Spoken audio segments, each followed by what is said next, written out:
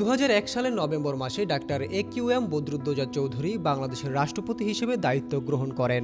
তিনি একজন সুনামধন্য চিকিৎসক, লেখক, প্রাবন্ধিক, নাট্যকার, উপস্থাপক এবং সুবক্তা ছিলেন।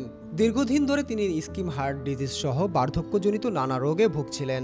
ফুসফুসে সংক্রমণ হওয়ায় গত 2 অক্টোবর সকালে বদরুদ্দোজা চৌধুরীকে উত্তরা মহিলা মেডিকেল কলেজ হাসপাতালে ভর্তি করানো হয়। ফুসফুসে সংক্রমণ নিয়ে হাসপাতালে ভর্তি হওয়ার পর শুক্রবার দিবাগত রাত 3:15 মিনিটে নিজের প্রতিষ্ঠিত উত্তরা মহিলা মেডিকেল কলেজ হাসপাতালে চিকিৎসাধীন অবস্থায় তিনি মৃত্যুবরণ করেন।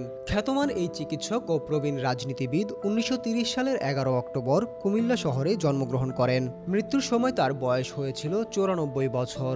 প্রয়াত এই সাবেক রাষ্ট্রপতির প্রথম জানাজা আজ সকাল 8টায় নিজের প্রতিষ্ঠিত উত্তরা মহিলা মেডিকেল কলেজ হাসপাতালে অনুষ্ঠিত হয়েছে। বারিধারা কূটনৈতিক এলাকার 8 নম্বর সড়কে অবস্থিত বাইতুল আতিক জামে মসজিদে আজ বাদ জোহর তার দ্বিতীয় জানাজা অনুষ্ঠিত হবে এবং বাদ জোহর গ্রামের বাড়ি মজিদপুর দয়হাটায় চতুর্থ জানাজা শেষে পারিবারিক কবরস্থানে তাকে দাফন করা হবে। আলিফ মিয়া, মেট্রো টিভি।